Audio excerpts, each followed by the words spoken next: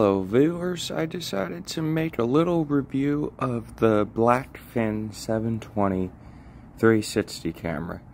As you could see, you can find this pre-owned by a bunch of sellers for under $30, as well as I think Amazon right now has a listing of it for $45, and I'm sure you could probably find it on several other websites for around this price point. So I decided I'll make a little review to let you know what you're getting and how it works today in 2023. So I bought mine a while ago when it was newer. I think it actually came out in 2017, but I picked it up a few years ago for $25, and then I actually managed to break it and picked up another one that I managed to get even cheaper. And I gotta say, I actually love this camera just for the sake of such a low price. So here's what your box will look like. Only 4 megapixels, that's really bad.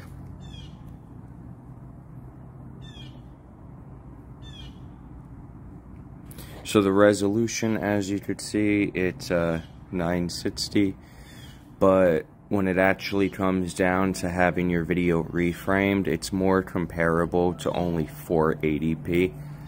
So it's definitely not great quality, but for this price point, that's really not that bad, and it's honestly acceptable for the price point. You get all these accessories. I personally do not have that VR headset anymore just because I own one of the Oculus Quests, so I just use that. So I just gave away the headset, but it's just your basic, your phone slips in. Then it gives you all these other accessories. Let's take a look at the actual camera now. So here's my Blackfin 720 camera.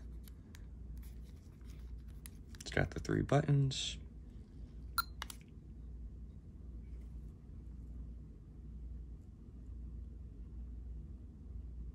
That's how much footage I got left to record or time. And then that shows the date and time. So it's 2/10, it's September 9th. And switching over to pictures. And that's it. From the perspective of just using the camera as is, if you don't have the app, that's all you can do. You can just switch between picture and video and start recording. And then that will auto off after a minute of not being touched. It came with a bunch of accessories, which honestly, they're just really cheap GoPro knockoff like mounts and stuff. I didn't use any of them because, well, I have a GoPro, or I just use the camera as is on a tripod. Over here, you got this little flap. This is where you charge it and you put the SD card. This doesn't have a rubber gasket or anything, but my camera has been in the rain before and survived. Then it has a waterproof case, which I've used it a few times at a water park, and it's not bad, but it's not really good for underwater. Like, this kinda covers, like, it kind of helps with the whole distortion thing, but the problem is the resolution of this is just so low that none of your footage looks good under any conditions underwater. So pretty much I just use this case pretty much just as a travel case. I'll just put it in there and toss this in a backpack or a pocket and just not have to worry about the lens being damaged. And then I just open it up and use the camera when I'm ready. So that's a little added function. Initially though, this was the whole reason I decided to buy this, because I'm like, what? I could get it for only $30 and it comes with a waterproof case. But yeah, it's not really good enough to use that footage. So when actually using it, it's actually really annoying that there's no way of programming any sort of timers. So using it with, I personally have a Samsung device, and is what I'll typically do is I start videoing, And then I go sit the camera where I want it for like my shots and stuff. And then I'll take screenshots, since that has a little built-in button on Samsung, which you can do it on every phone, but I just find it really easy on Samsung devices. But basically, I'm just taking screenshots within the video, and then I take those screenshots and I move them into another app to edit them, which I use things like the Theta Plus app, or there's a few others that I'll show in a moment, that they can immediately recognize that it's the 360 photo. And pretty much I just make tiny planets with this, which if you're interested in making tiny planet videos, or, well, pictures mostly, that is what the strong suit of this is. But yeah, as far as actually seeing it in 360 video, or doing like a reframing type thing that you see with like those Insta360 cameras, this definitely does not look good by any means. The resolution is way too low, and it's just not going to be good for any of that. It's also a big hurdle that you're going to probably have a hard time finding an app for this. You're going to have to download it from like a third party like APK website that has the app. You're not going to be able to find it on the Apple App Store or the Google Play Store. So you're at the mercy of finding a safe, malware-free, working version. And even if you do find a safe version, it probably won't even work with any phone made in the last like 3 years.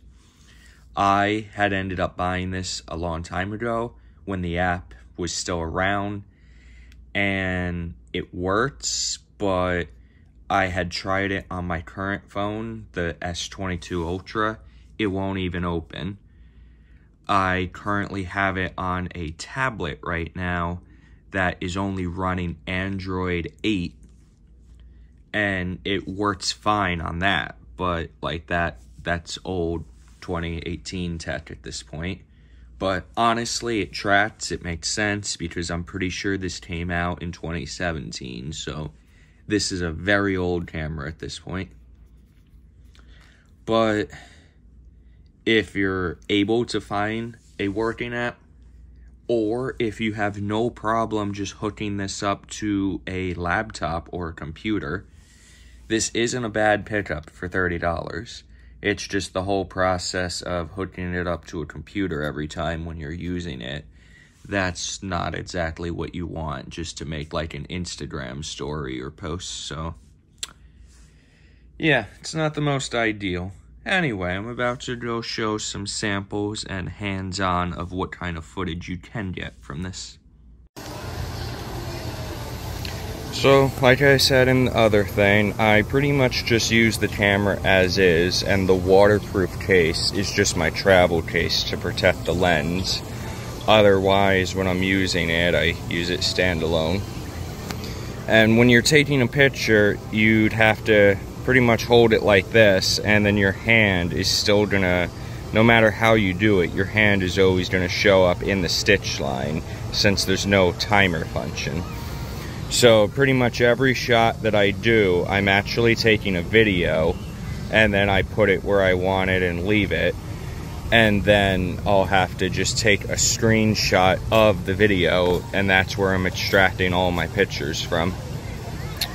And then also, when just using the video as is, I always have to pretty much edit and remove the first 5 seconds, as well as the last 5 seconds when I go to pick up the camera again. This here is what the mobile app looks like. The setting department is pretty limited. There's only one option for photo resolution, and you can change the white balance. Otherwise, you format the SD card, you could change the Wi-Fi to connect to the camera, and then otherwise it just shows you your settings. You also get to obviously see here's your live view, and you can remotely take a picture or start a video. Same thing here for video mode, only one option and same other settings. Off to the corner here, you can see that little spear icon.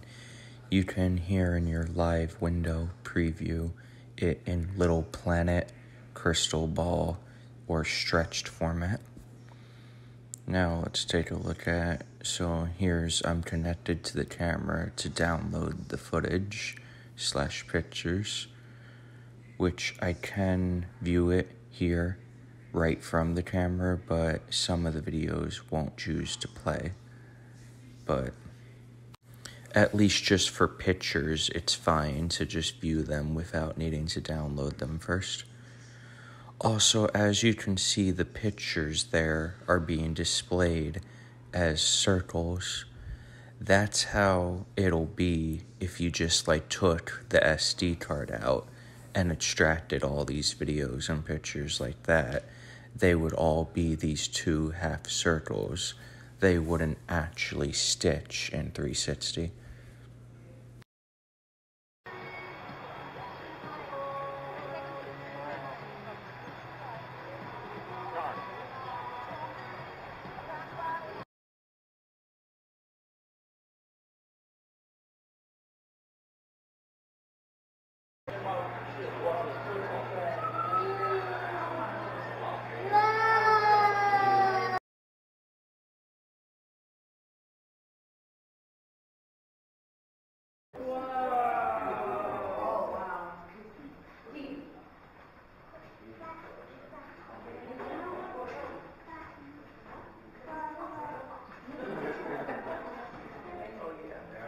So I just played a couple videos just to see that they work, and they're all properly stitched in 360 within the app.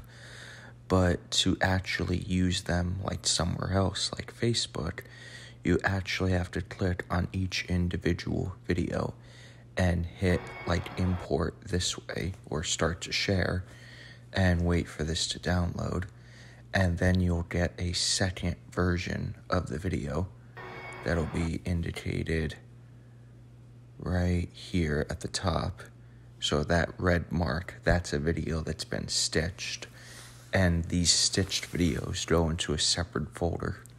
So this is the 360 video / picture unstitched, which this is what you get if you just try and pull it out of the SD card without using this app or some sort of software to stitch it. So individually, you have to click on everything like this to stitch, which in the internal storage, at least on my phone, it does separately break that down, the stitched videos versus the regular photos. Now I opened up those files in the Theta Plus app, which is intended for Theta, but it works with any 360 picture or video.